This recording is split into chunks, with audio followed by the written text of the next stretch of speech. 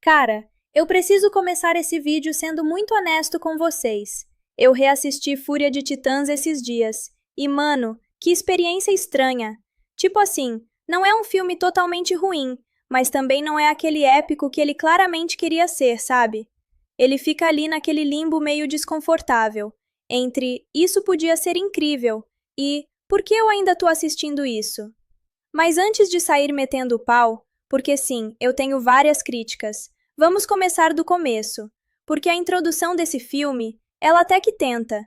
A gente é jogado direto naquele clássico contexto de mitologia grega versão Hollywood.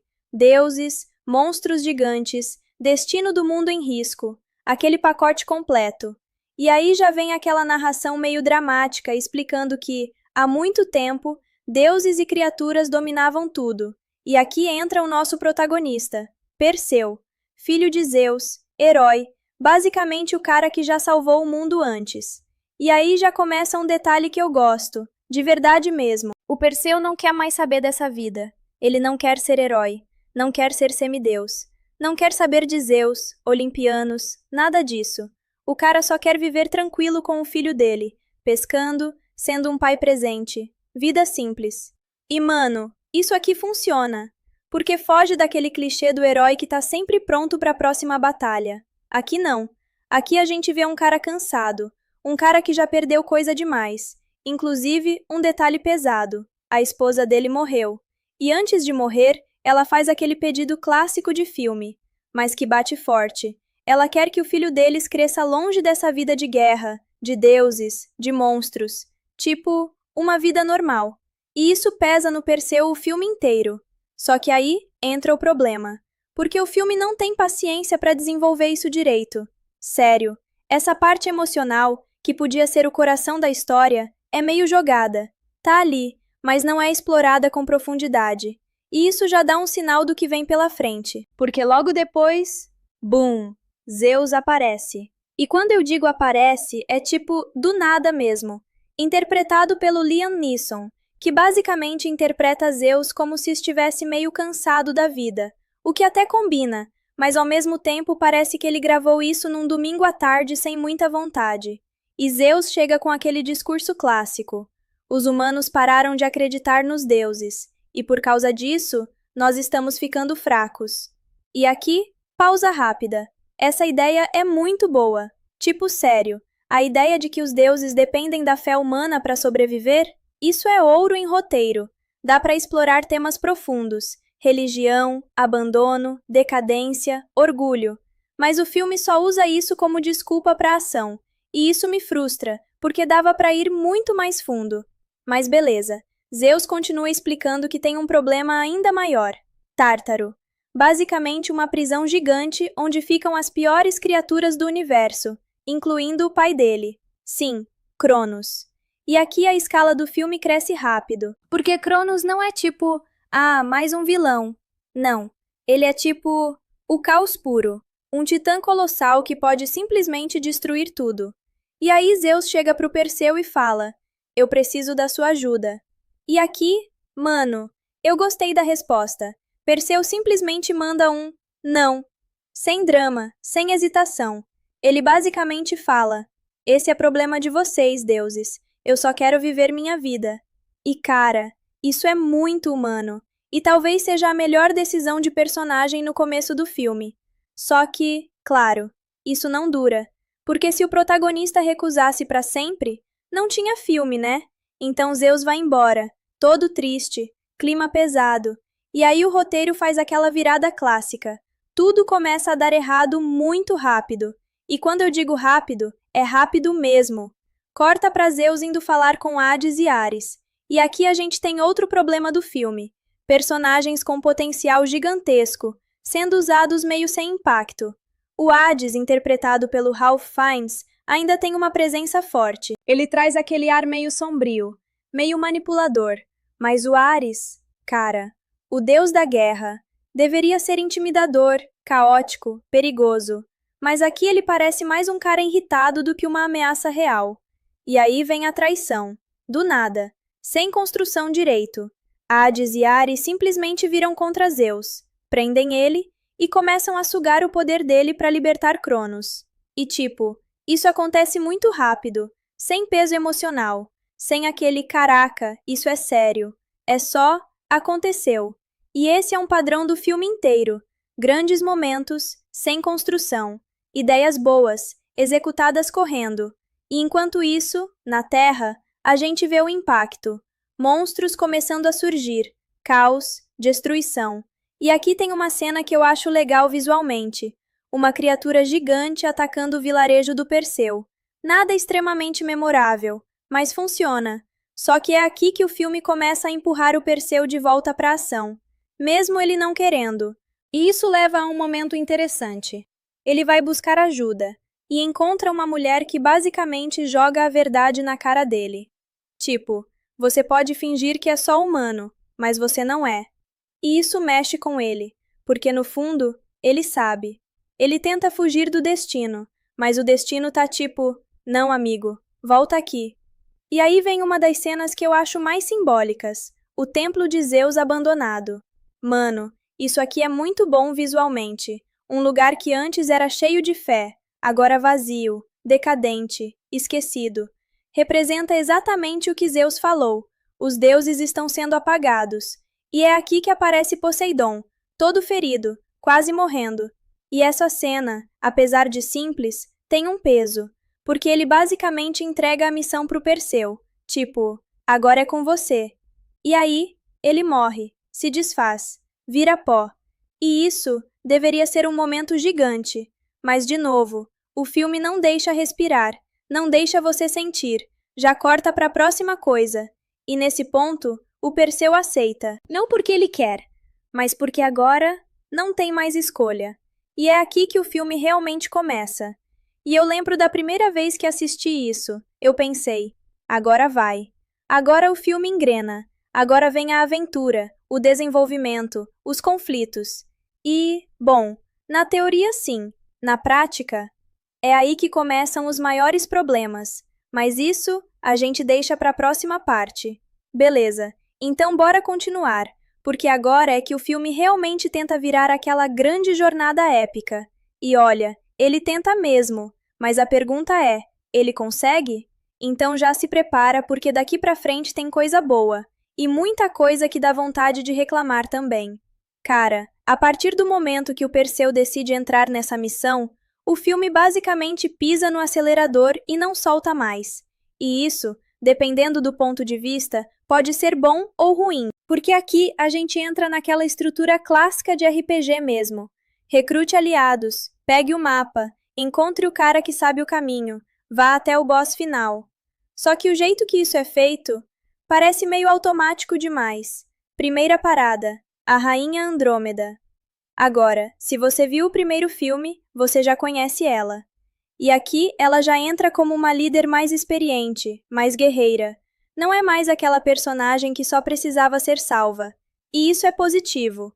Mas ao mesmo tempo, o filme também não aprofunda ela o suficiente. Ela tá ali, participa, luta, toma decisões. Mas falta aquela camada emocional que faria a gente realmente se importar mais. E isso é meio frustrante, porque tinha potencial. Mas beleza, o Perseu chega lá, explica tudo o que tá acontecendo. E o mais engraçado é que ninguém duvida muito. Tipo, ele fala que Zeus foi capturado, que Cronos tá voltando, que o mundo tá acabando.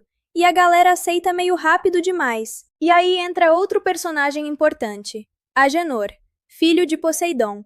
E aqui eu vou ser bem sincero com vocês. O Agenor é aquele personagem que o filme tenta usar como alívio cômico, mas que nem sempre funciona. Tem momentos que ele é divertido? Tem. Mas também tem horas que parece que ele tá em outro filme, com outro tom completamente diferente. Tipo, o mundo tá acabando, e o cara soltando piadinha. E isso quebra um pouco a imersão. Mas ao mesmo tempo, eu entendo a intenção. O filme é pesado, cheio de destruição. Então eles tentaram dar uma equilibrada, só que não encaixa sempre. Mas enfim, o Perseu explica que precisa chegar até um cara chamado Hefesto. E mano, isso aqui é interessante, porque o Hefesto, interpretado pelo Bill Nighy, é basicamente o cara que criou as armas dos deuses. Tipo, ele é o engenheiro do Olimpo. E a ideia é simples. Existe uma combinação dessas armas que pode derrotar Cronos. Ou seja, já temos o objetivo final. Mas para chegar lá, claro, precisa de uma jornada. E essa jornada leva eles para uma ilha misteriosa. E aqui, visualmente, o filme até manda bem. Tem aquela vibe de território proibido, floresta densa, clima estranho. Dá uma sensação de perigo real. E aí, vem uma das partes que eu acho mais legais do filme, os Ciclopes. Sério, quando eu assisti essa cena pela primeira vez, eu pensei, agora sim, agora o negócio ficou interessante. Porque o design das criaturas é bem feito, elas são gigantes, ameaçadoras, e a cena começa com tensão de verdade. O Perseu vai atrás do Agenor, e do nada, surge aquele ciclope gigante. E aqui tem uma coisa que eu gosto. O Perseu não chega overpower. Ele apanha. Ele sofre. Ele não é aquele herói invencível. E isso ajuda a dar um pouco mais de peso para as cenas de ação. Só que aí, acontece algo meio estranho. Do nada, os ciclopes param. E quando vem o tridente do Poseidon com o Perseu, eles simplesmente se ajoelham. Tipo, imediatamente. E mano, eu lembro de ter pensado, ué, só isso? Porque parecia que ia rolar uma batalha épica, e de repente vira tipo um "Ah, você é importante, pode passar". É meio anticlimático, mas ao mesmo tempo ajuda a avançar a história rápido, e esse é o dilema constante do filme. Ele quer ser rápido, mas às vezes sacrifica impacto por causa disso. E aí, finalmente, eles chegam no Hefesto. E cara, eu gosto desse personagem, de verdade. Ele tem aquela vibe meio excêntrica, meio isolado, tipo um gênio que cansou do mundo. E a história dele é interessante. Ele já foi um deus, mas perdeu seus poderes. Agora vive como um humano comum. E isso conecta com aquele tema central do filme. Os deuses estão caindo. Eles não são mais imortais. Eles não são mais intocáveis. E isso é uma ideia muito boa, mas, de novo, pouco explorada. O Hefesto explica sobre o labirinto, sobre o caminho secreto até o Tártaro. E aí você pensa, beleza, agora vai começar a parte mais tensa. E começa mesmo. Só que não do jeito que você espera. Porque antes de entrar no labirinto, Ares aparece. E aqui, finalmente, o filme tenta dar mais peso para ele. Só que ainda não convence totalmente. Ele chega já metendo porrada em todo mundo, derrotando geral com facilidade. E isso até ajuda a mostrar que ele é forte. Mas falta presença. Falta aquele carisma de vilão. Sabe quando o vilão entra em cena e você sente? Aqui, não rola tanto. E aí vem uma cena que, sinceramente, eu acho meio injusta. O Hefesto abre o portal secreto, consegue salvar o Perseu, Andrômeda e Agenor. E morre. Simples assim. Morre rápido, sem grande despedida, sem grande impacto emocional. E isso me irrita um pouco, porque ele era um personagem interessante, tinha história, tinha potencial, e o filme simplesmente descarta.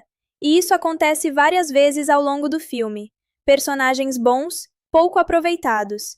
Mas beleza, agora sim, a gente entra no labirinto. E aqui, mano, eu gosto da ideia.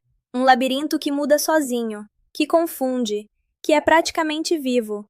Isso é muito legal conceitualmente, mas na execução fica meio confuso. Não no sentido bom de mistério, mas no sentido de, ok, o que está acontecendo exatamente? E aí vem outra criatura clássica, o Minotauro. E aqui eu vou ser direto.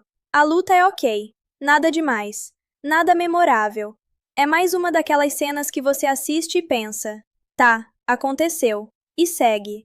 E esse talvez seja o maior problema dessa parte do filme. Nada é realmente marcante. As cenas são boas o suficiente para não serem ruins, mas não são boas o suficiente para serem incríveis. Elas simplesmente passam. Enquanto isso, em paralelo, a gente tem Zeus e Hades. E aqui, finalmente, o filme acerta um pouco mais, porque tem uma cena onde Zeus perdoa Hades e pede perdão também. E cara, isso aqui é bom, porque mostra conflito, mostra arrependimento, mostra a relação entre irmãos. E por um momento, parece que o filme vai mergulhar nesse lado mais emocional. E o Ralph Fiennes manda bem nessa parte. Você sente que o Hades não é só um vilão. Ele é alguém que foi deixado de lado. e isso cria uma motivação interessante.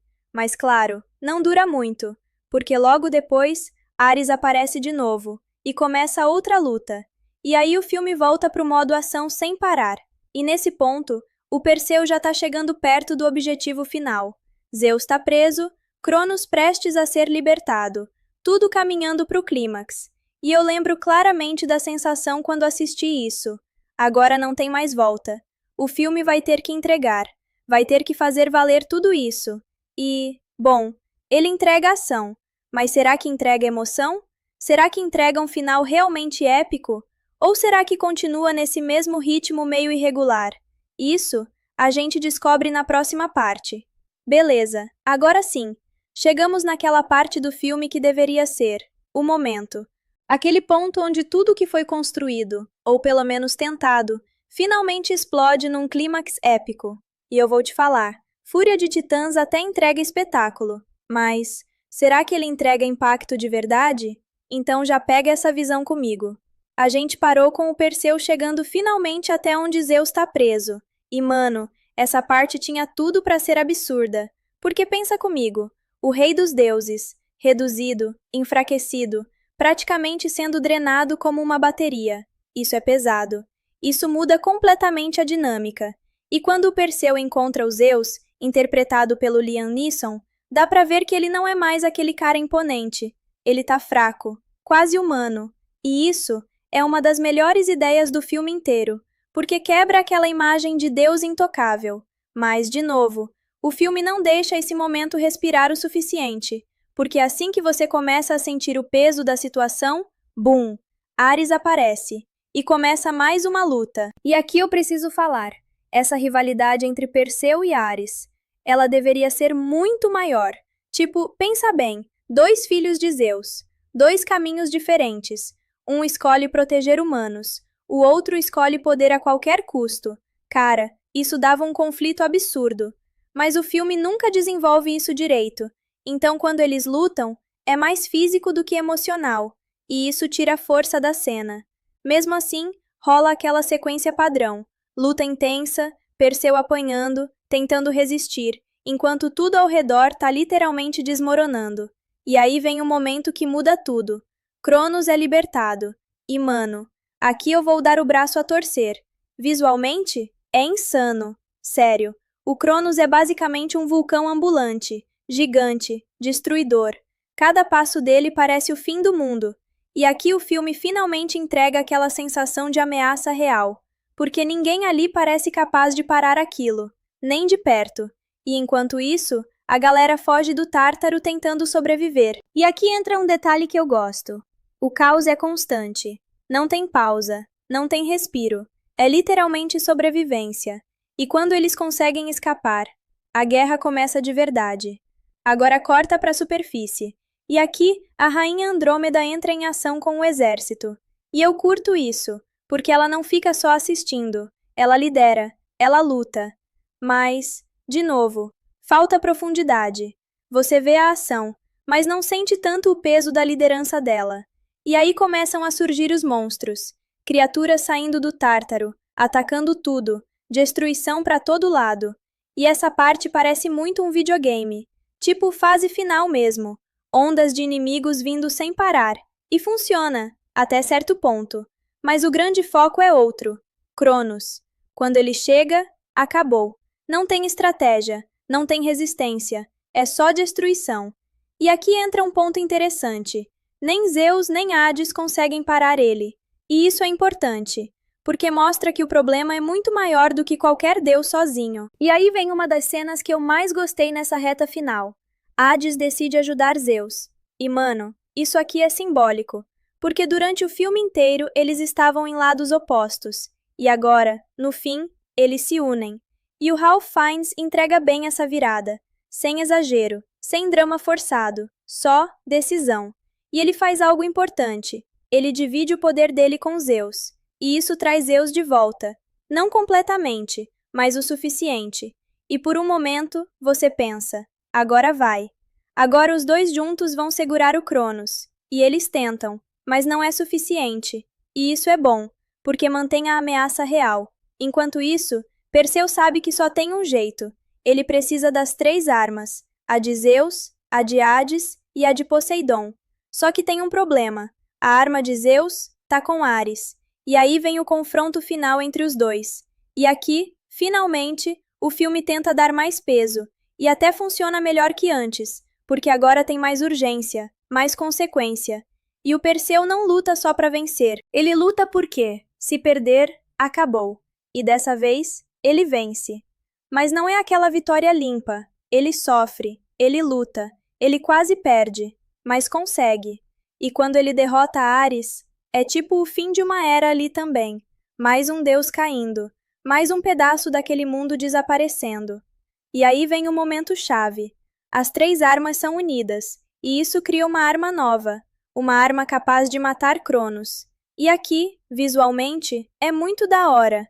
Mas ao mesmo tempo, você pensa, por que isso não foi melhor construído antes? Porque parece meio conveniente. Mas beleza, agora é o confronto final. Perseu contra Cronos. E mano, essa luta é puro espetáculo. Explosões, destruição, escala gigante. Mas, emocionalmente, nem tanto. E aí vem a parte mais filme mesmo. Perseu entra dentro do Cronos. Sim, dentro. E destrói ele de dentro pra fora. É épico? É. É meio absurdo? Também. Mas funciona visualmente. E quando Cronos finalmente cai, você sente mais alívio do que emoção. Tipo, ufa, acabou. E aí vem a parte que pra mim é a mais interessante do final. Os deuses estão acabando. Zeus morre. E essa cena poderia ser devastadora, mas ela é ok. Ele se desfaz, some e pronto. Sem grande despedida, sem grande impacto. E isso é meio frustrante, porque era Zeus, cara. Mas ao mesmo tempo, tem uma ideia forte ali. O fim dos deuses, o fim de uma era. E o Hades também perde seus poderes e simplesmente vai embora, sem drama, sem caos, só aceitação. E isso eu achei interessante, porque foge do clichê. E no final, Perseu volta pro filho e toma uma decisão importante. Ele não vai mais fugir, ele não vai mais fingir que é só um pescador, mas também não vai virar um deus. Ele vai ser um guerreiro, um meio-termo. E isso fecha bem o arco dele. Agora, sendo bem sincero com vocês, Fúria de Titãs é aquele filme que tinha tudo para ser incrível. Mitologia rica, personagens lendários, conflitos interessantes, mas execução irregular. Momentos bons, misturados com decisões apressadas. Ideias fortes, pouco exploradas. É divertido? É. Vale assistir? Vale. Mas é aquele tipo de filme que você assiste e pensa, podia ser muito melhor. E talvez isso seja o que mais dói nele. Cara, antes de continuar, deixa eu te falar uma coisa meio fora do roteiro, mas que todo mundo que já reassistiu Fúria de Titãs vai entender. Esse é aquele tipo de filme que, quando termina, você fica olhando pra tela e pensando, mano, por que eu gostei de algumas partes, mas ao mesmo tempo sinto que faltou alguma coisa. E é exatamente isso que a gente precisa conversar agora. É sobre o que o filme faz com você, como espectador. E aí a conversa fica mais interessante. Eu lembro claramente da primeira vez que assisti esse filme. Eu tava esperando algo gigante, tipo, nível, isso aqui vai ser uma trilogia lendária de mitologia grega. Porque, vamos ser sinceros, o conceito é absurdo de bom. Deuses perdendo poder porque os humanos deixaram de acreditar neles? Titãs prestes a destruir o mundo? Um protagonista dividido entre ser humano e divino? Cara, isso é praticamente um prato cheio para uma história profunda. Mas o filme, ele não quer ser profundo, ele quer ser rápido. E isso muda tudo. E aqui vai uma opinião que talvez nem todo mundo concorde. Mas eu sinto que Fúria de Titãs tem medo de desacelerar. Sério. Toda vez que surge uma oportunidade de desenvolver melhor um personagem ou aprofundar um conflito, o filme corta e joga mais ação, mais explosão, mais monstro. E isso cansa, porque a ação sem peso emocional vira só barulho. E eu não tô dizendo que o filme é chato, longe disso.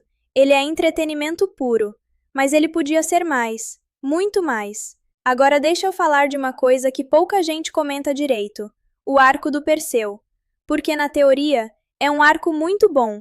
Ele começa rejeitando tudo que é divino, querendo viver como humano, negando o próprio destino, e no final, ele aceita quem ele é, mas sem abandonar a humanidade dele.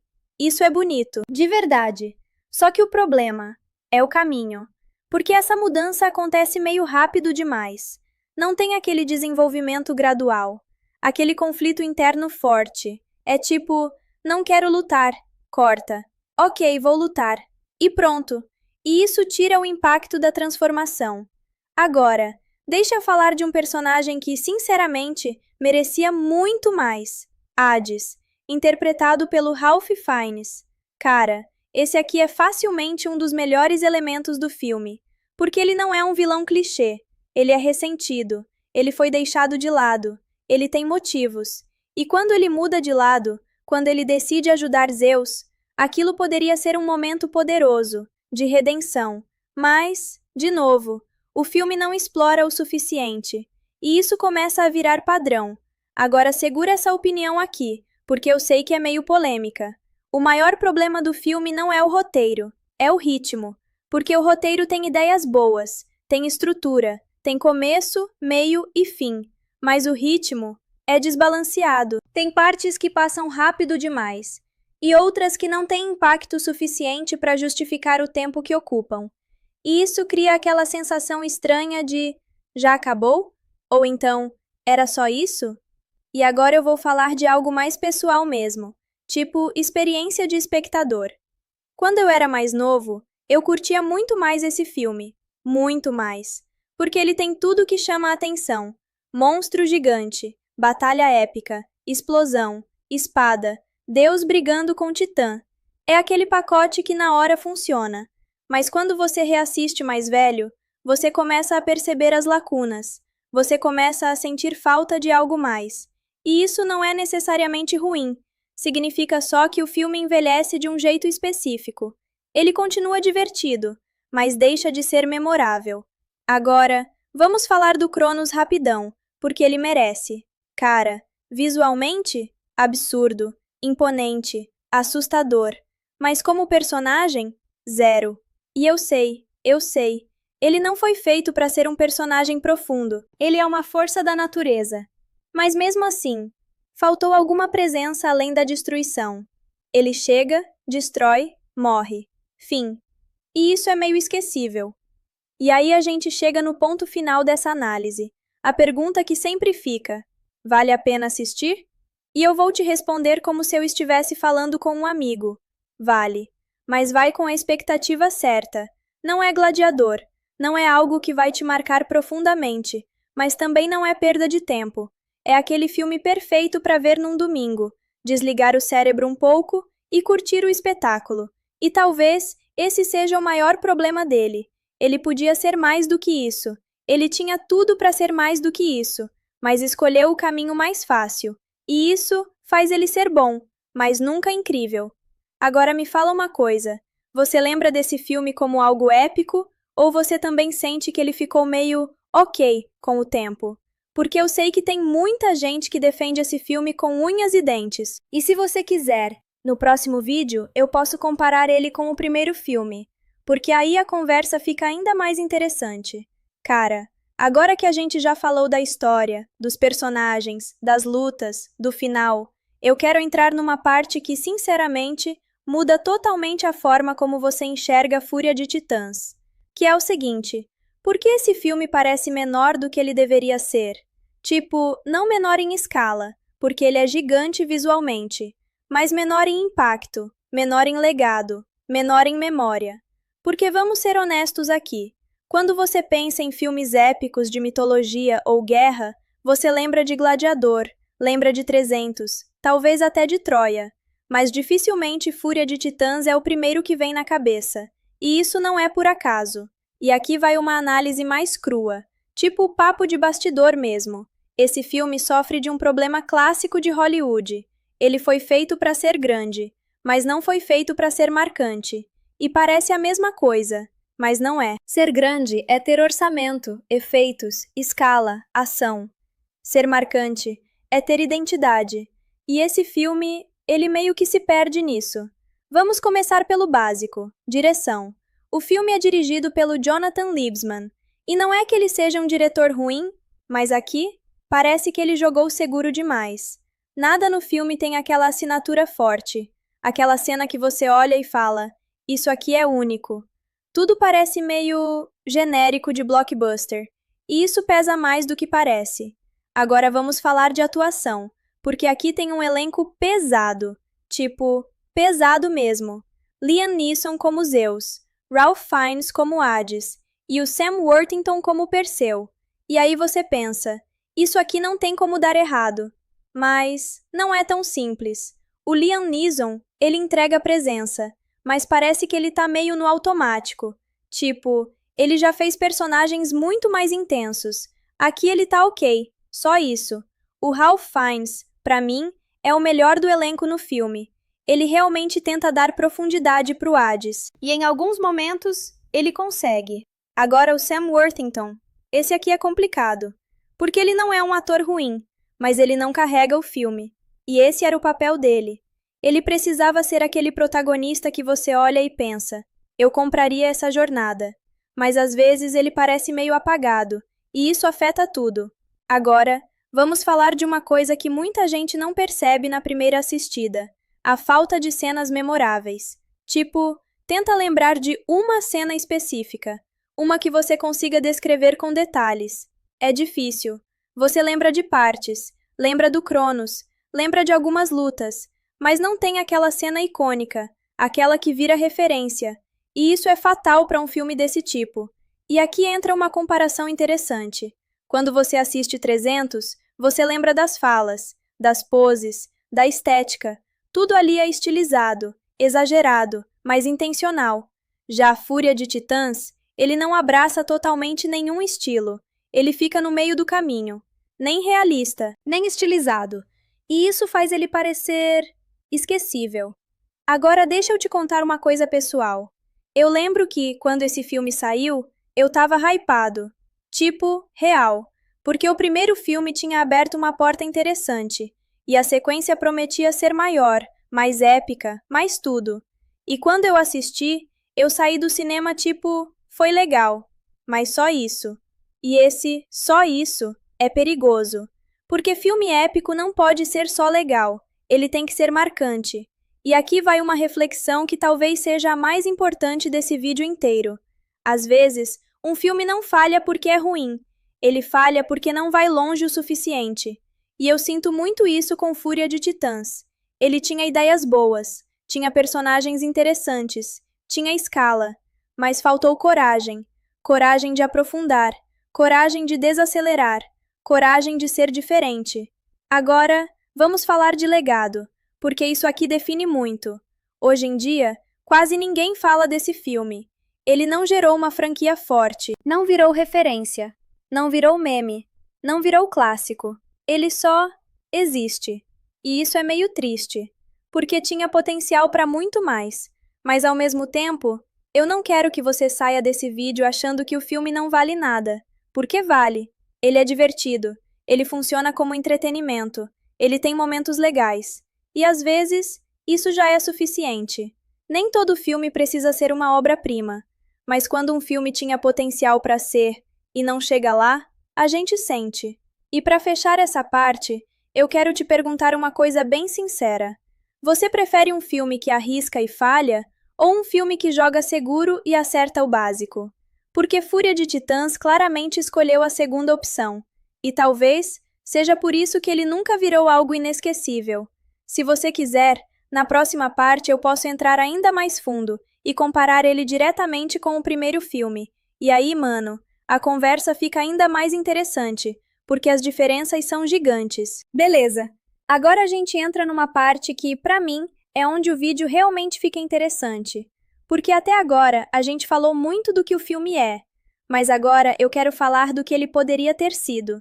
E, mano, aqui é onde Fúria de Titãs começa a doer de verdade. Imagina comigo por um segundo. Mesmo conceito, mesma história base, mas com mais tempo para respirar, mais foco nos personagens, mais coragem para desenvolver os conflitos. Esse filme poderia ser absurdo. Tipo, Nível daqueles épicos que a gente reassiste anos depois e ainda sente o impacto. Porque, cara, olha o material que eles tinham na mão. Um filho de Deus que rejeita o próprio destino. Deuses perdendo poder porque foram esquecidos. Irmãos se traindo por medo de morrer. Um titã que representa o fim de tudo. Isso não é só história de ação. Isso é quase filosofia. Só que o filme trata como se fosse só aventura. E aqui eu vou falar uma parada que talvez você nunca tenha pensado. Esse filme tinha potencial para ser quase um drama, disfarçado de blockbuster. Sério. Porque no fundo, a história não é sobre derrotar o Cronos. É sobre perda. Os deuses estão perdendo o poder. Perseu perdeu a esposa. Hades perdeu o lugar dele.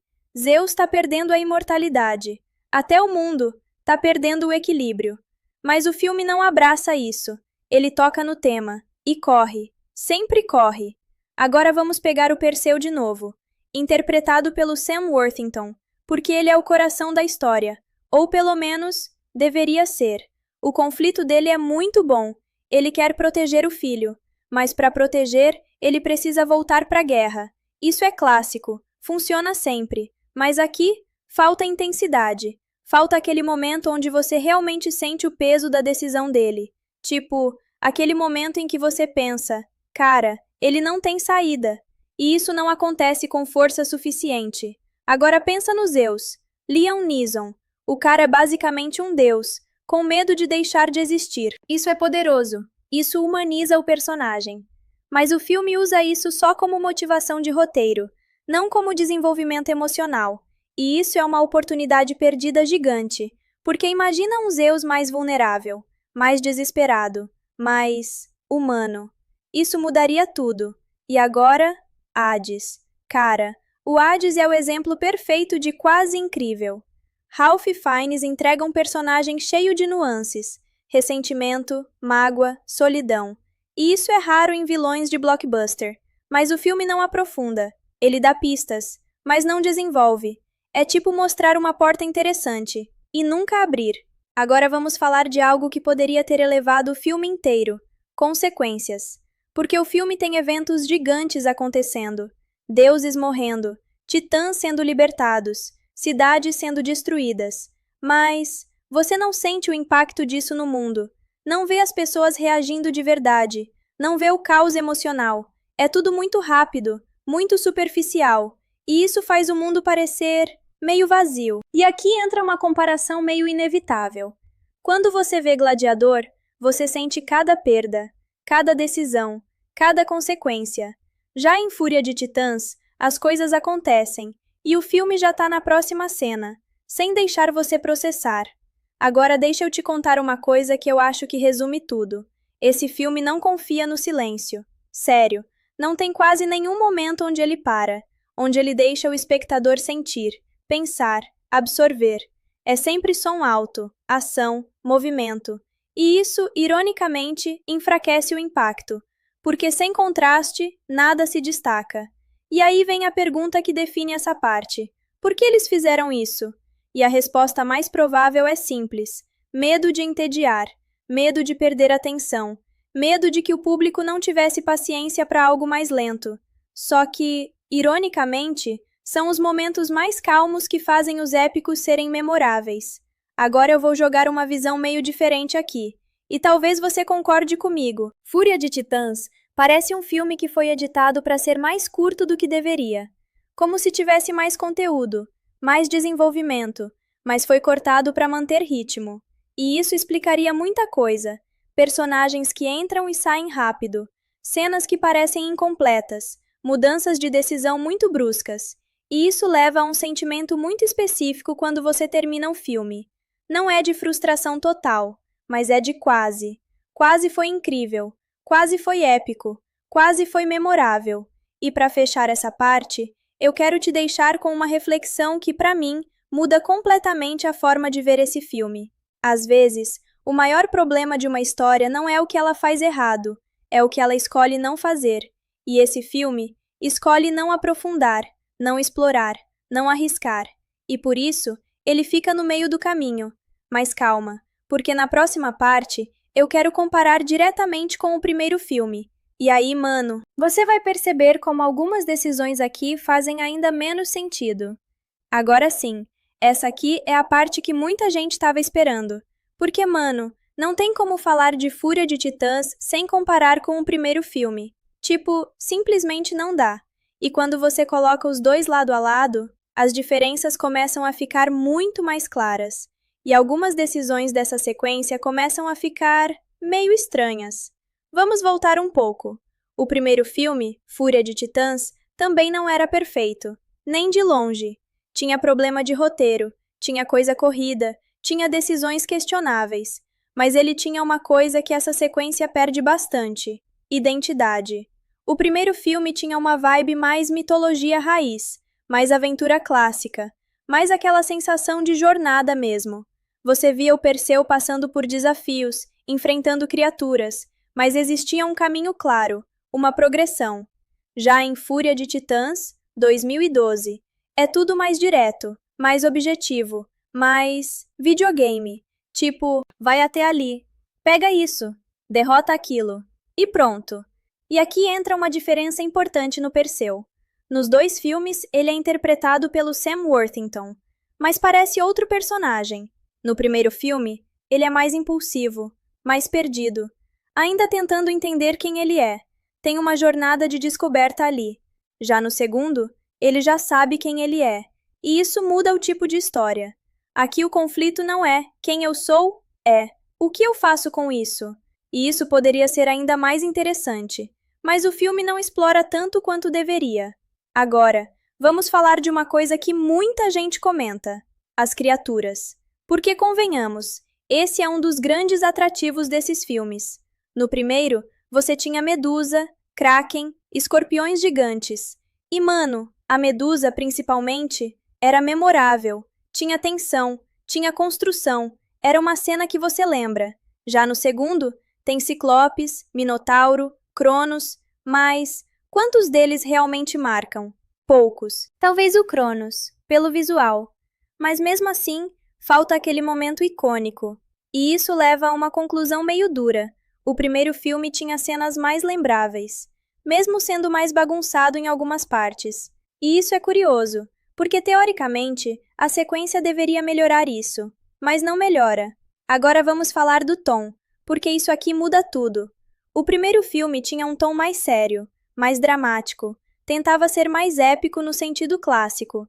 Já o segundo, ele mistura tons. Tem hora que é sério, tem hora que tenta ser leve, tem hora que parece quase aventura adolescente. E isso cria uma inconsistência. Você nunca sabe exatamente qual é o clima do filme.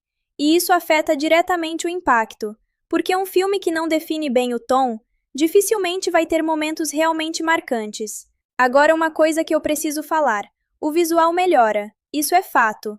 Fúria de Titãs tem efeitos melhores, escala maior, cenários mais grandiosos. Cronos é prova disso. Mas aí entra aquela pergunta clássica: visual melhor significa filme melhor?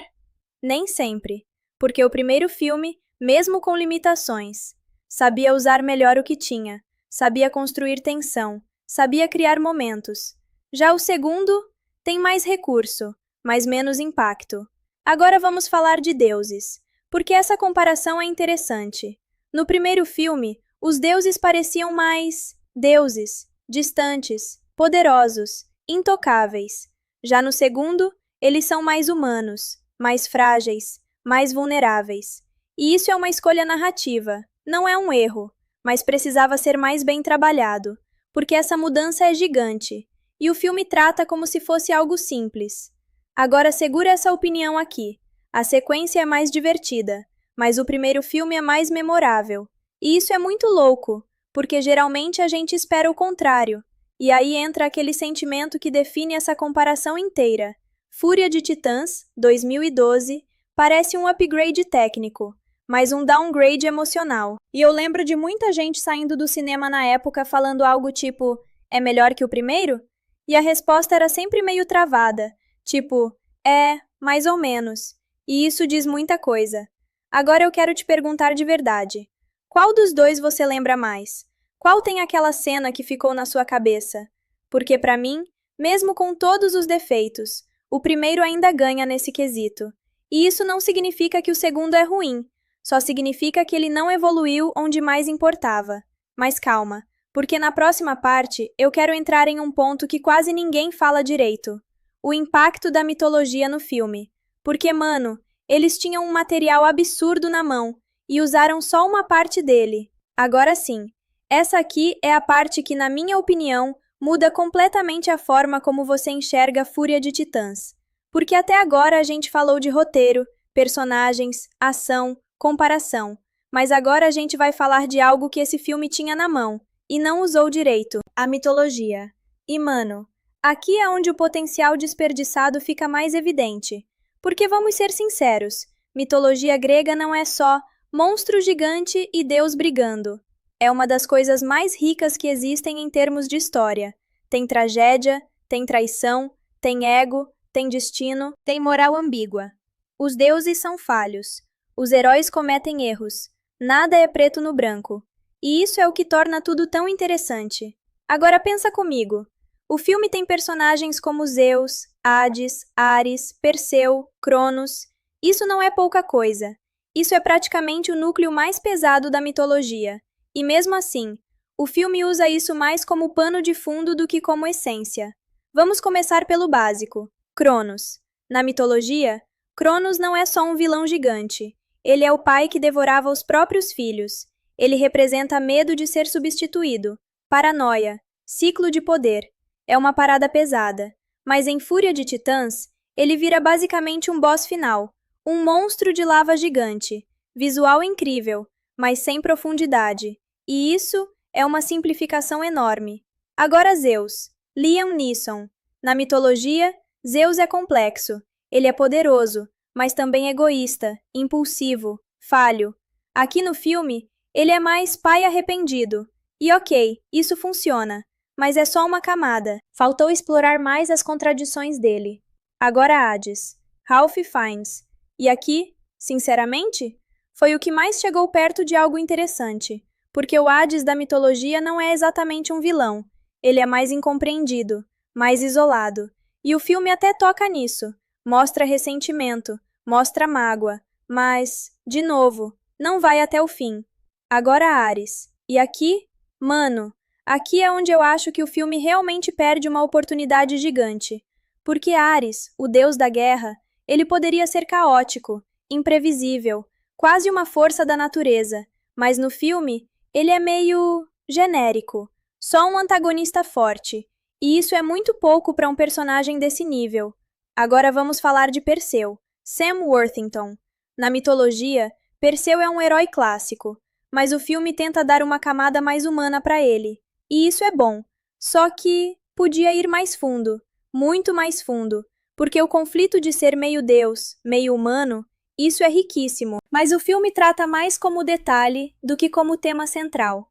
Agora vem a parte mais interessante disso tudo. O filme cria uma ideia própria. Os deuses dependem da fé dos humanos para sobreviver. E isso não é exatamente da mitologia original, mas é uma adaptação muito inteligente, porque conecta com o mundo real, com crença, com esquecimento, com decadência. Só que, mais uma vez, o filme não explora isso profundamente. Ele apresenta e segue em frente. E isso começa a formar um padrão claro. O filme pega ideias profundas e transforma em combustível para a ação, não em desenvolvimento. Agora eu vou te falar uma coisa que talvez mude tudo para você. Fúria de Titãs não é um filme sobre mitologia. Ele é um filme de ação, com skin de mitologia.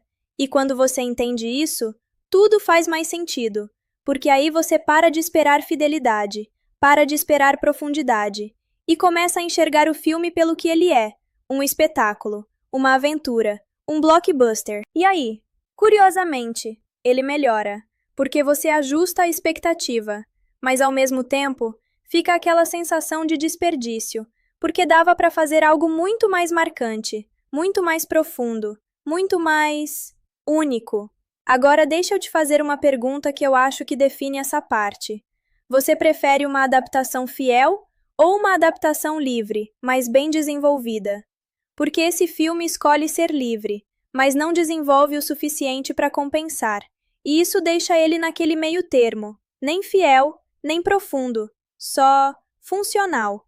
Mas calma, porque na próxima parte eu quero falar de uma coisa que quase ninguém presta atenção, mas muda muito a experiência: o ritmo das cenas de ação. Porque, mano, nem toda luta é boa só porque tem explosão. Agora, segura essa, porque essa parte aqui é onde muita gente se engana quando pensa em Fúria de Titãs. A galera costuma lembrar assim: ah, pelo menos as cenas de ação são boas. E eu entendo, de primeira, parece mesmo. Tem monstro gigante, tem explosão, tem espada, tem Deus lutando. Visualmente é chamativo. Mas quando você começa a prestar atenção de verdade, nem toda a ação ali funciona como deveria, e isso muda completamente a experiência. Vamos começar com uma coisa básica que muita gente não percebe: a diferença entre ação caótica e ação bem construída. Porque ação boa não é só movimento, não é só barulho, é clareza, é ritmo, é tensão, é você entender o que está acontecendo e se importar com isso. E aqui entra o primeiro problema. Muitas cenas de ação em Fúria de Titãs são visualmente grandes, mas emocionalmente vazias. Pega, por exemplo, a luta com o Minotauro. Na teoria, sensacional, um labirinto vivo, uma criatura clássica da mitologia, ambiente claustrofóbico, tensão natural. Mas na prática, a cena passa rápido, sem construção, sem aquele suspense de como eles vão sair disso. É só mais uma luta, e isso é um padrão. Agora compara com filmes que fazem isso melhor, tipo Gladiador. Cada luta ali tem peso, tem consequência, você sente cada golpe. Já aqui, as lutas são mais sobre espetáculo do que impacto. Agora vamos falar dos Ciclopes, porque essa cena começa muito bem. Sério, tem mistério, tem tensão, tem aquele momento de, ok, deu ruim, e você pensa, agora vai ter uma batalha pesada, mas aí, resolve rápido. Eles reconhecem o tridente, e acabou. E isso quebra completamente o ritmo, porque você se prepara para algo grande, e o filme corta. E isso acontece várias vezes. O filme constrói expectativa, e resolve rápido demais, ou então joga a ação sem construir antes. Agora vamos falar do Cronos, porque aqui, visualmente, não tem como reclamar. É gigante, imponente, destruidor, mas a luta contra ele é mais visual do que estratégica, e isso faz diferença, porque as melhores batalhas não são só força, são inteligência, são decisões, são sacrifícios. Aqui, é mais corre, desvia, explode, entra, acerta. Funciona? Funciona, mas não marca. Agora entra um ponto que eu acho crucial: geografia da ação. Sim, isso existe, e faz muita diferença. Você precisa saber onde os personagens estão, o que está acontecendo ao redor, qual é o risco. E em várias cenas desse filme, isso fica meio perdido, principalmente nas batalhas maiores. Você vê o caos, mas não entende totalmente o espaço, e isso reduz a tensão. Agora vamos falar do Perseu em combate, Sam Worthington. E aqui eu tenho sentimentos mistos, porque ele não é overpower, ele apanha, ele sofre, e isso é bom. Mas ao mesmo tempo, as coreografias não são memoráveis, não tem aquele estilo único, aquela assinatura. É mais funcional do que marcante. Agora uma coisa que pouca gente comenta: falta de progressão nas lutas. Porque, em um bom filme de ação, cada batalha deveria escalar, ficar mais intensa, mais difícil, mais pessoal. Mas aqui, muitas lutas têm o mesmo peso. Não parece que você está chegando mais perto do clímax, só parece que está passando por fases. E isso reforça aquela sensação de videogame que eu falei antes, mas não no melhor sentido. Agora deixa eu te falar uma coisa que pode parecer pequena, mas muda tudo. Trilha sonora. A trilha desse filme não é ruim, mas também não é memorável. E isso afeta muito a ação, porque música é o que dá emoção, é o que transforma uma cena boa em icônica. E aqui, falta isso. Agora eu vou ser bem direto. Nenhuma cena de ação desse filme é ruim, mas poucas são realmente boas. E isso é um problema, porque esse é um filme que depende da ação. Se a ação não marca, o filme perde força. E aí você termina o filme com aquela sensação de: eu vi muita coisa acontecendo, mas não lembro de quase nada com detalhe. E isso é exatamente o oposto do que um épico deveria fazer. Agora eu quero te perguntar uma coisa bem honesta. Qual cena de ação desse filme ficou na sua cabeça? Tipo, de verdade. Porque se você precisa pensar muito, já é um sinal. E isso não significa que o filme falhou completamente, mas mostra que ele não atingiu o nível que poderia. E na próxima parte, eu quero falar de algo que conecta tudo isso, a experiência de assistir esse filme hoje, porque assistir ele na época e assistir agora são duas experiências bem diferentes. Agora, essa aqui é uma das partes mais interessantes de todo esse vídeo, porque não é mais só sobre o filme em si, é sobre você, sobre quando você assistiu, sobre como você lembra, e principalmente, sobre como Fúria de Titãs muda dependendo do momento da sua vida. Porque, mano, tem filme que envelhece bem, e tem filme que envelhece estranho. E esse aqui, ele tá exatamente no meio disso. Se você assistiu esse filme lá por 2012, ou perto disso, provavelmente sua memória dele é melhor do que o filme realmente é. E isso não é crítica, isso é normal. Porque naquela época, esse tipo de filme funcionava muito bem. Era o auge dos blockbusters focados em ação rápida, efeitos visuais, ritmo acelerado. E se você era mais novo então? Esquece. Era diversão garantida. Monstro gigante? Deus brigando? Explosão? Já ganhou você ali. Eu lembro da sensação, sair do filme pensando, caraca, foi irado, mas sem conseguir explicar exatamente o porquê. E isso já diz muita coisa. Agora, corta pra hoje. Você reassiste, mais velho, com mais referência, mais exigente. E aí, a experiência muda.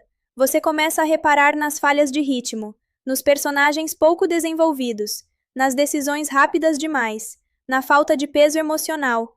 E aquilo que antes era épico começa a parecer só ok. Mas aqui vem o ponto importante. Isso não significa que o filme piorou, significa que você mudou. E isso acontece com muitos filmes desse estilo, tipo Transformers, por exemplo. Na época, espetacular. Hoje, depende muito do seu olhar. E com Fúria de Titãs, isso fica ainda mais evidente, porque ele depende muito do impacto imediato, do espetáculo, da primeira impressão. E aí entra um detalhe interessante. Esse não é um filme feito para ser reassistido várias vezes. Ele é feito para ser sentido na hora. E isso explica por que ele não deixa tanta marca. Agora deixa eu te contar uma coisa pessoal. Quando eu reassisti esse filme recentemente, teve um momento específico que me fez perceber tudo isso. A cena do Cronos. Na primeira vez que eu vi, eu achei absurda, gigante, impressionante. Mas dessa vez, eu assisti e pensei, ok, e aí? Tipo, visualmente ainda funciona, mas emocionalmente não bateu igual. E isso é o teste real de um filme. Não é como você se sente na primeira vez, é como ele resiste ao tempo. Agora, vamos ser justos também. Tem coisa que continua funcionando. O conceito ainda é bom, a escala ainda impressiona. Alguns momentos ainda divertem. Não é como se o filme tivesse morrido. Ele só não cresceu com o tempo. E isso leva a uma conclusão bem interessante. Fúria de Titãs é um filme muito mais forte como memória do que como experiência atual. E isso não é ruim. Na verdade, é até bonito de certa forma, porque significa que ele marcou uma fase, um momento, um tipo de cinema, mas também mostra os limites dele. Agora eu quero te fazer uma pergunta que vai definir completamente sua opinião sobre esse filme. Se você assistisse ele pela primeira vez, hoje, sem nostalgia, sem memória afetiva, você acharia ele incrível? Ou só mais um filme ok? Porque essa resposta muda tudo. E talvez, só talvez, explique por que esse filme nunca virou um clássico. Mas calma, porque na próxima parte eu quero falar de algo que fecha completamente essa análise. O que esse filme representa dentro do cinema blockbuster? Porque, mano, ele é praticamente um exemplo perfeito de uma era inteira. Beleza, agora vamos entrar na parte que é meio meta sobre Fúria de Titãs. Porque se você pensar bem, ele não é só um filme. Ele é um reflexo de uma época inteira do cinema de ação e aventura. E é exatamente isso que eu quero explorar aqui. Tipo, pensa comigo. Começo dos anos 2010. Hollywood estava investindo pesado em blockbusters com efeitos visuais gigantescos. Tudo tinha que ser épico, explosivo, cheio de CGI, e a história muitas vezes ficava em segundo plano. E Fúria de Titãs é um exemplo clássico disso. Ele pega uma mitologia riquíssima, cheia de complexidade, e transforma em espetáculo visual puro. Isso tem seu charme, não me entende mal, mas também mostra uma certa limitação. É um filme que brilha mais na tela grande do que na memória duradoura. O que é interessante é que ele continua a tendência iniciada pelo primeiro Fúria de Titãs, mas de forma ainda mais intensa. Sabe aquele lance de tudo precisa ser maior, mais rápido e mais impressionante? Aqui ele não economiza. Cada cena de batalha parece um comercial de videogame em 3D. Monstros gigantes, tridente voando, criaturas saindo de tártaros. É quase hipnótico. Mas o preço disso é que a narrativa perde ritmo. Você mal tem tempo de processar o que está acontecendo. É tudo corrida atrás de corrida. E é aí que entra uma crítica que pouca gente faz. O filme, em termos de storytelling, se apoia demais em arquétipos previsíveis. O herói relutante, o deus arrependido, o vilão traiçoeiro, a princesa guerreira que não precisa ser salva. Todos estão lá, mas, infelizmente, eles não são aprofundados o suficiente. Você entende o básico, mas falta aquela conexão emocional que faz você se importar de verdade com o que acontece. Tipo, você torce pelo Perseu? Claro! Mas quando Cronos aparece, a sensação de perigo real não bate do mesmo jeito. Outro ponto interessante é o uso da mitologia como moeda de entretenimento. O filme pega personagens, monstros e deuses, e os coloca no contexto de blockbuster, mas sem mergulhar na complexidade deles.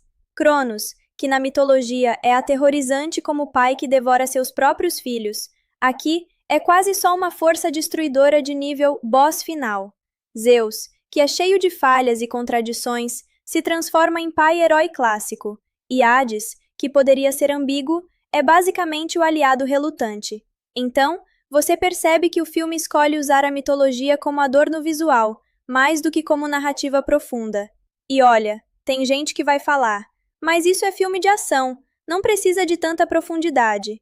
E eu concordo em parte, mas aí você olha para exemplos de blockbusters que equilibram visual e narrativa, tipo o Gladiador ou mesmo O Senhor dos Anéis, e percebe que é possível fazer ambos. E o problema de Fúria de Titãs 2012 é que ele sacrifica o emocional demais em nome do espetáculo. Agora, se a gente falar de escala, aí o filme brilha. Sério, o visual de Cronos, os labirintos, os ciclopes, tudo isso é gigantesco. Não tem como não sentir aquela sensação de "Uau, que mundo!". A equipe de efeitos visuais realmente se esforçou. Mas, ao mesmo tempo, isso reforça outro problema. Quando tudo é enorme e grandioso, nada se destaca. Nenhuma cena tem peso emocional próprio, porque você está constantemente bombardeado de imagens e efeitos. É tipo comer comida boa demais de uma vez só. Você até gosta, mas no final fica sem lembrar do sabor de verdade. E falando em ritmo, isso é um problema que perpassa o filme inteiro. Algumas cenas são lentas demais, outras são aceleradas demais. O equilíbrio entre construção de tensão e ação explosiva é instável. Isso dá um efeito curioso. O filme nunca consegue ser totalmente imersivo, nem totalmente divertido. Ele oscila, e isso cansa ou confunde o espectador. Mas aqui vai uma coisa que eu tenho que admitir: ele ainda diverte. Mesmo com todos os problemas de ritmo e narrativa, você se pega torcendo, se perdendo nas batalhas, vibrando com os efeitos. É um filme que exige desligar o lado crítico e apenas curtir. E isso não é pouca coisa. Nem todo blockbuster consegue esse equilíbrio, mesmo que seja temporário. E mais uma coisa, a química entre os personagens é aceitável. Perseu com Agenor, Perseu com Andrômeda, Hades e Zeus. Há momentos de interação que funcionam, mas é superficial. Tipo, você vê que eles estão ali, você entende suas motivações básicas, mas não sente o peso real das escolhas deles. Tudo é funcional demais. Agora deixa eu te contar um lance pessoal. Eu vi esse filme no cinema com uma galera, e lembro que a sala inteira estava fascinada com os monstros e explosões. Todo mundo comentava: "Olha isso! Olha aquilo!". mas quando saímos, ninguém falava sobre a história, os personagens ou os dilemas. Só falavam do espetáculo. E isso resume muito o filme. Ele é uma experiência visual, não uma experiência emocional duradoura. E isso nos leva a uma reflexão importante. O que Fúria de Titãs, 2012, representa para o cinema blockbuster? Ele é praticamente o retrato de uma era. A era dos filmes de ação focados em efeitos visuais gigantescos, narrativa simplificada e espetáculo acima de tudo. É divertido, é visualmente impressionante, mas não é memorável em termos de história ou personagens. Então, resumindo essa parte, o filme funciona? Sim. É divertido? Sem dúvida. Mas ele também mostra os limites desse tipo de blockbuster. Ele diverte, mas não emociona. Ele impressiona, mas não marca. Ele tem potencial na mitologia e nos personagens, mas não explora. E na próxima parte, eu quero entrar em algo que muita gente ama: os efeitos visuais, as criaturas e o design do filme. Porque, mano, mesmo com todos os problemas, tem coisa ali que é de cair o queixo. E isso muda completamente como você assiste o filme. Beleza, agora vamos falar de um dos pontos que muita gente comenta, mas nem todo mundo analisa direito: os efeitos visuais e as criaturas de Fúria de Titãs. Mano, é aqui que o filme realmente brilha, e não tô exagerando. Mesmo que a história tenha altos e baixos, se você gosta de ver monstros gigantes, batalhas épicas e paisagens surreais, esse filme entrega. Primeiro, deixa eu te falar sobre Cronos. Sério, a primeira vez que ele aparece na tela, você sente a dimensão do perigo. É gigante, intimidador, destruidor. E olha, ele não é só CGI jogado na tela. O design dele tenta passar peso real. Cada passo, cada movimento, parece que poderia esmagar um prédio. Eu lembro de ver e pensar: caraca, olha isso! É uma daquelas criaturas que você lembra mesmo depois de sair do cinema. E não é só Cronos. O labirinto de Tártaros, os Ciclopes, o Minotauro, todos têm um design pensado para criar impacto visual imediato. Tipo, você vê o Minotauro e pensa: ok, essa criatura é enorme, é perigosa, não quero lutar com ela. O labirinto em si também tem vida própria. As paredes parecem respirar, se mover, e isso dá um clima quase palpável de perigo. É impressionante, mesmo que às vezes a ação passe rápido demais. Agora, vou ser honesto, algumas dessas cenas ainda me dão um pouco de mixed feelings. Por exemplo, os Ciclopes. Eles são impressionantes, mas aparecem do nada, resolvem tudo rápido e somem. Dá aquela sensação de, ok, legal, mas cadê o desenvolvimento disso? É visualmente sensacional, mas narrativamente rápido demais. E o Kraken? Olha, todo mundo lembra do primeiro filme, mas nesse segundo, o Kraken não aparece tanto, mas quando aparece, é esmagador. Eu sei que muita gente reclama que ele não é explorado o suficiente, mas a cena ainda passa uma tensão absurda. A sensação de que um monstro desse tamanho pode destruir tudo a qualquer momento, isso é bem feito. Um detalhe que pouca gente comenta: a paleta de cores do filme. Eu sei que parece bobeira, mas faz diferença. As cenas em Tartaros são mais escuras, mais sombrias, com tons de cinza e vermelho, e isso cria uma atmosfera opressiva. Já as cenas em vilarejos ou templos antigos usam luz natural e tons mais quentes, para dar sensação de humanidade. É quase sutil, mas funciona no subconsciente. Outra coisa legal é o uso da câmera. As tomadas aéreas das batalhas, os ângulos dos monstros, tudo isso dá escala. Você sente o quão pequeno Perseu é diante de tudo aquilo. E isso ajuda a criar tensão, mesmo quando você sabe que é CGI. A sensação de perigo é real. Agora, deixa eu te contar uma cena que eu adoro analisar: a luta no labirinto. É rápida, cheia de movimentos de câmera, explosões, monstros surgindo de todos os lados. Mas se você reparar bem, cada movimento de câmera e cada corte são pensados para mostrar o perigo dos personagens e, ao mesmo tempo, destacar a grandiosidade do ambiente. Eu sei que para muita gente parece só caos, mas é caos coreografado, e isso merece crédito. E tem mais: os efeitos de energia, os poderes dos deuses, os tridentes e raios de Zeus.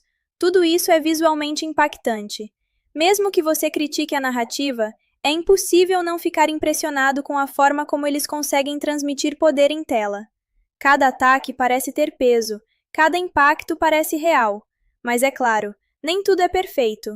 Às vezes, os efeitos são exagerados, ou a interação com o cenário não parece natural. Tipo, você vê o Perseu correndo de um monstro e pensa: parece que ele está flutuando um pouco. Pequenas falhas assim acontecem, mas não quebram a experiência geral. O que é fascinante é que, mesmo com todos os problemas de roteiro e ritmo, os efeitos visuais fazem o filme valer a pena de assistir. Eles são o ponto forte.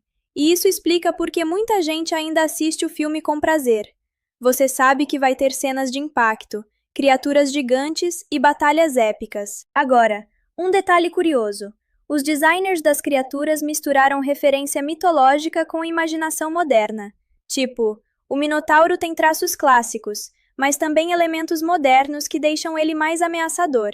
Cronos é inspirado em titãs da mitologia, mas o design exagera a escala para criar sensação de terror. Isso cria uma estética única do filme, que não é completamente fiel à mitologia, mas funciona para tela grande. E se a gente falar de sensação de imersão, os efeitos cumprem um papel crucial. Mesmo que você critique a história, você sente que está dentro daquele mundo.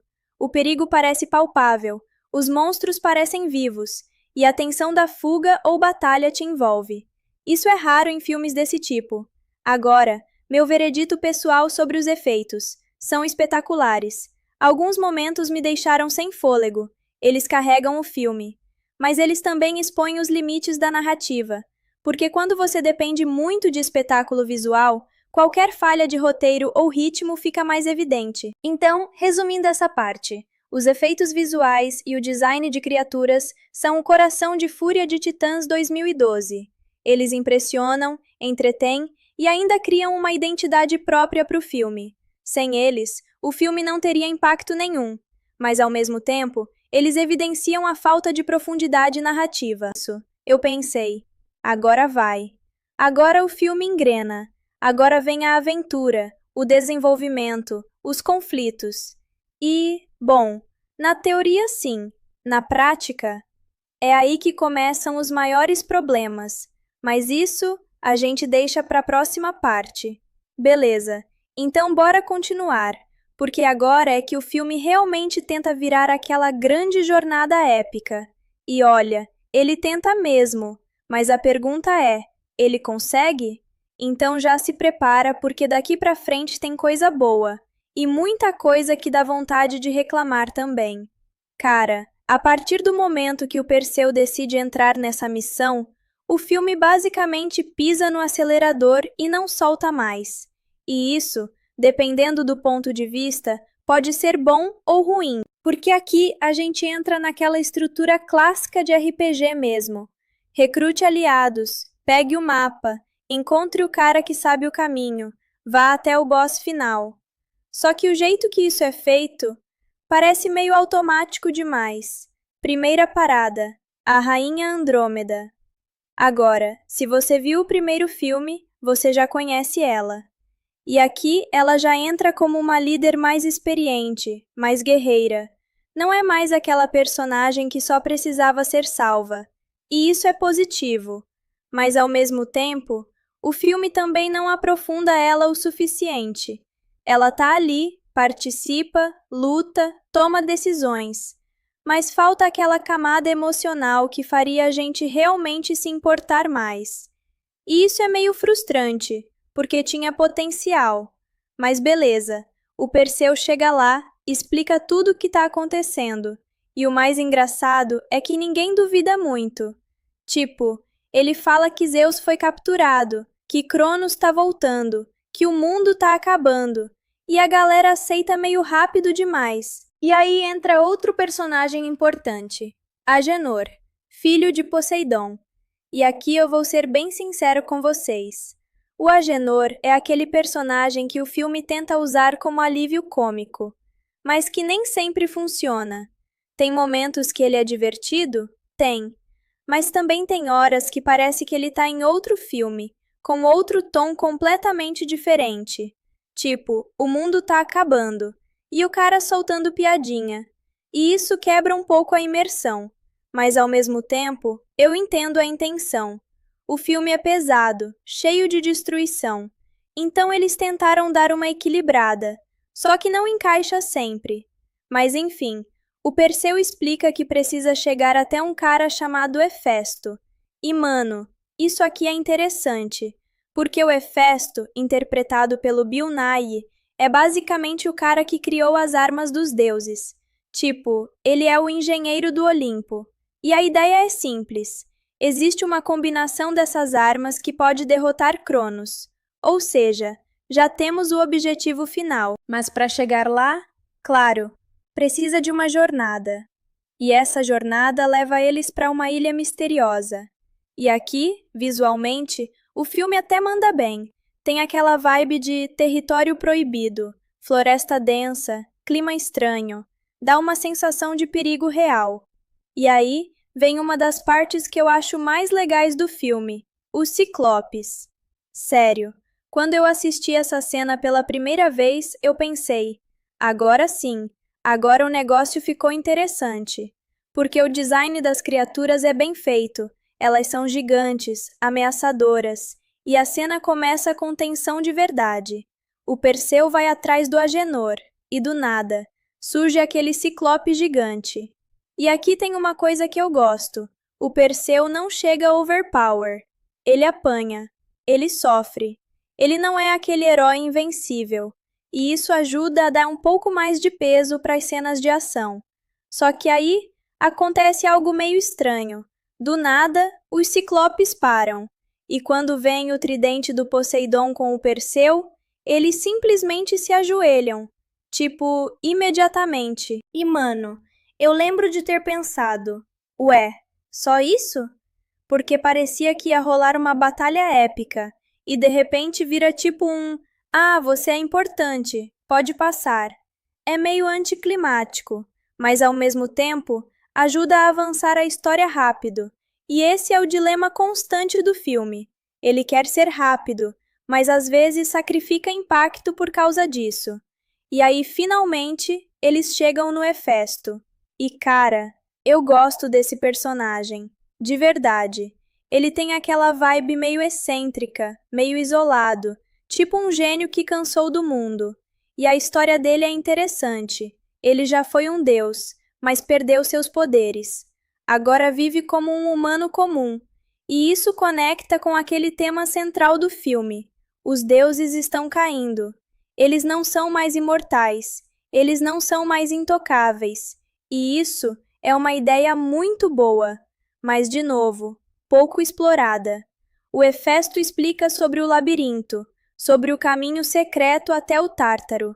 E aí você pensa, beleza, agora vai começar a parte mais tensa. E começa mesmo, só que não do jeito que você espera. Porque antes de entrar no labirinto, Ares aparece. E aqui, finalmente, o filme tenta dar mais peso para ele. Só que ainda não convence totalmente. Ele chega já metendo porrada em todo mundo, derrotando geral com facilidade. E isso até ajuda a mostrar que ele é forte. Mas falta presença. Falta aquele carisma de vilão. Sabe quando o vilão entra em cena e você sente? Aqui não rola tanto. E aí vem uma cena que, sinceramente, eu acho meio injusta. O Hefesto abre o portal secreto. Consegue salvar o Perseu, Andrômeda e Agenor. E morre. Simples assim. Morre rápido, sem grande despedida, sem grande impacto emocional. E isso me irrita um pouco, porque ele era um personagem interessante, tinha história, tinha potencial. E o filme simplesmente descarta. E isso acontece várias vezes ao longo do filme. Personagens bons, pouco aproveitados. Mas beleza, agora sim, a gente entra no labirinto. E aqui, mano, eu gosto da ideia. Um labirinto que muda sozinho, que confunde, que é praticamente vivo. Isso é muito legal conceitualmente, mas na execução fica meio confuso. Não no sentido bom de mistério, mas no sentido de, ok, o que está acontecendo exatamente? E aí vem outra criatura clássica, o Minotauro. E aqui eu vou ser direto. A luta é ok, nada demais, nada memorável. É mais uma daquelas cenas que você assiste e pensa: tá, aconteceu, e segue. E esse talvez seja o maior problema dessa parte do filme. Nada é realmente marcante. As cenas são boas o suficiente para não serem ruins, mas não são boas o suficiente para serem incríveis. Elas simplesmente passam. Enquanto isso, em paralelo, a gente tem Zeus e Hades, na mitologia e nos personagens, mas não explora. E na próxima parte, eu quero entrar em algo que muita gente ama: os efeitos visuais, as criaturas e o design do filme. Porque, mano, mesmo com todos os problemas, tem coisa ali que é de cair o queixo. E isso muda completamente como você assiste o filme. Beleza, agora vamos falar de um dos pontos que muita gente comenta, mas nem todo mundo analisa direito: os efeitos visuais e as criaturas de Fúria de Titãs. Mano, é aqui que o filme realmente brilha, e não tô exagerando. Mesmo que a história tenha altos e baixos, se você gosta de ver monstros gigantes, batalhas épicas e paisagens surreais, esse filme entrega. Primeiro, deixa eu te falar sobre Cronos. Sério, a primeira vez que ele aparece na tela, você sente a dimensão do perigo. É gigante, intimidador, destruidor. E olha, ele não é só CGI jogado na tela. O design dele tenta passar peso real. Cada passo, cada movimento, parece que poderia esmagar um prédio. Eu lembro de ver e pensar: caraca, olha isso! É uma daquelas criaturas que você lembra mesmo depois de sair do cinema. E não é só Cronos. O labirinto de Tártaros, os Ciclopes, o Minotauro, todos têm um design pensado para criar impacto visual imediato. Tipo, você vê o Minotauro e pensa: ok, essa criatura é enorme, é perigosa, não quero lutar com ela. O labirinto em si também tem vida própria. As paredes parecem respirar, se mover, e isso dá um clima quase palpável de perigo. É impressionante, mesmo que às vezes a ação passe rápido demais. Agora, vou ser honesto. Algumas dessas cenas ainda me dão um pouco de mixed feelings. Por exemplo, os Ciclopes. Eles são impressionantes, mas aparecem do nada, resolvem tudo rápido e somem. Dá aquela sensação de: ok, legal, mas cadê o desenvolvimento disso? É visualmente sensacional, mas narrativamente rápido demais. E o Kraken?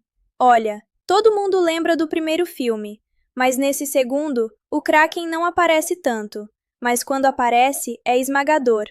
Eu sei que muita gente reclama que ele não é explorado o suficiente, mas a cena ainda passa uma tensão absurda.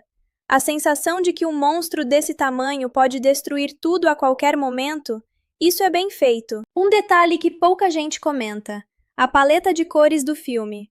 Eu sei que parece bobeira, mas faz diferença. As cenas em Tartaros são mais escuras, mais sombrias, com tons de cinza e vermelho, e isso cria uma atmosfera opressiva. Já as cenas em vilarejos ou templos antigos usam luz natural e tons mais quentes, para dar sensação de humanidade. É quase sutil, mas funciona no subconsciente.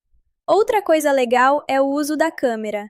As tomadas aéreas das batalhas, os ângulos dos monstros, tudo isso dá escala. Você sente o quão pequeno Perseu é diante de tudo aquilo. E isso ajuda a criar tensão, mesmo quando você sabe que é CGI. A sensação de perigo é real. Agora, deixa eu te contar uma cena que eu adoro analisar: a luta no labirinto. É rápida, cheia de movimentos de câmera, explosões, monstros surgindo de todos os lados.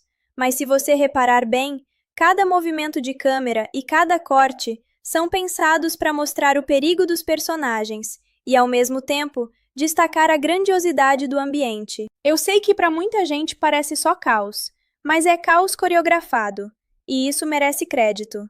E tem mais: os efeitos de energia, os poderes dos deuses, os tridentes e raios de Zeus. Tudo isso é visualmente impactante. Mesmo que você critique a narrativa, é impossível não ficar impressionado com a forma como eles conseguem transmitir poder em tela. Cada ataque parece ter peso, cada impacto parece real. Mas é claro, nem tudo é perfeito. Às vezes, os efeitos são exagerados, ou a interação com o cenário não parece natural. Tipo, você vê o Perseu correndo de um monstro e pensa: parece que ele está flutuando um pouco. Pequenas falhas assim acontecem, mas não quebram a experiência geral. O que é fascinante é que, mesmo com todos os problemas de roteiro e ritmo, os efeitos visuais fazem o filme valer a pena de assistir. Eles são o ponto forte. E isso explica por que muita gente ainda assiste o filme com prazer. Você sabe que vai ter cenas de impacto, criaturas gigantes e batalhas épicas. Agora, um detalhe curioso. Os designers das criaturas misturaram referência mitológica com imaginação moderna. Tipo, o Minotauro tem traços clássicos, mas também elementos modernos que deixam ele mais ameaçador. Cronos é inspirado em titãs da mitologia, mas o design exagera a escala para criar sensação de terror. Isso cria uma estética única do filme, que não é completamente fiel à mitologia, mas funciona para tela grande. E se a gente falar de sensação de imersão, os efeitos cumprem um papel crucial. Mesmo que você critique a história, você sente que está dentro daquele mundo. O perigo parece palpável, os monstros parecem vivos, e a tensão da fuga ou batalha te envolve. Isso é raro em filmes desse tipo. Agora, meu veredito pessoal sobre os efeitos. São espetaculares. Alguns momentos me deixaram sem fôlego. Eles carregam o filme. Mas eles também expõem os limites da narrativa. Porque quando você depende muito de espetáculo visual, qualquer falha de roteiro ou ritmo fica mais evidente. Então, resumindo essa parte, os efeitos visuais e o design de criaturas são o coração de Fúria de Titãs 2012. Eles impressionam, entretêm e ainda criam uma identidade própria para o filme. Sem eles, o filme não teria impacto nenhum. Mas, ao mesmo tempo, eles evidenciam a falta de profundidade narrativa.